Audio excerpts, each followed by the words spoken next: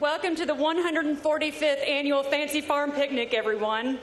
It is my pleasure to be standing before you this afternoon representing the 2nd District in our General Assembly. I hope everyone has enjoyed taking part in this historic tradition thus far. We look forward to this event every year and are thankful that so many descend upon our end of the state to support the efforts of St. Jerome's Church. I want to extend my congratulations to Miss Ashley Watts, the first female to ever MC at Fancy Farm. I also want to thank the Kentucky Chamber of Commerce for their unwavering support of big business and corporate handouts, which resulted in me setting a record as the lowest scoring Republican ever on their legislative scorecard. I believe the consolation prize is not getting a campaign donation next year.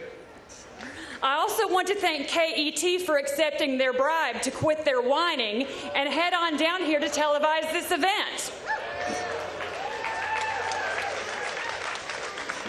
I'm not sure how much it took, but it probably would have saved the chamber a ton of money had it just rented a Prius so KET could drive down here with both of its viewers in the back seat. I've been reading in the news this week that Fancy Farm is losing its relevance, and several of our elected officials weren't going to come down this year. I believe I speak accurately for most or all of Grace County that our area and our people are relevant and still a part of the Commonwealth even in non-election years.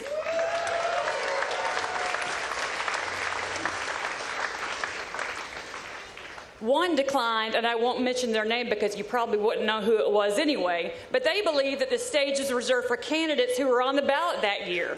But I believe the picnic is for anyone who values the contributions of our area to Kentucky and is happy to experience the culture and tradition of those of us who live outside of that golden triangle. Western Kentucky stands to say we are here, we have voices and strengths and assets, and we want to be remembered in all public policy decisions and considered in every economic development initiative.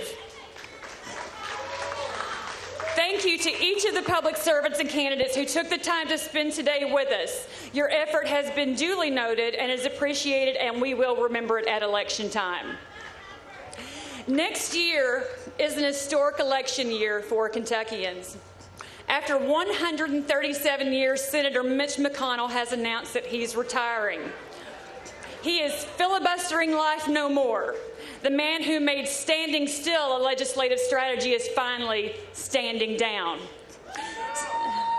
Senator, we thank you for your service. On the stage behind me are 3 of the 7 Republican candidates who would like to fill his shell.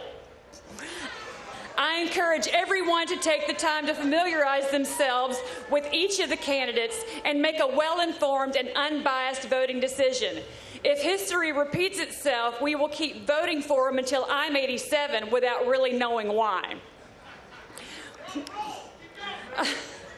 I have genuinely enjoyed the first 7 months of my first term and truly believe that I have lived up to my promise to provide meaningful representation to my community. A legislator's job doesn't end on the last day of session if they're doing it right. I had to make some tough decisions this session, but it is easy to return a phone call or an email. It is not only easy to sit and have coffee with a constituent who has reached out to share a concern or idea or ask for help, but it is enjoyable. I'm honored that my community took a risk and elected an absolute nobody who just wants to do her part to make life a little easier for everyone in what is a very volatile land.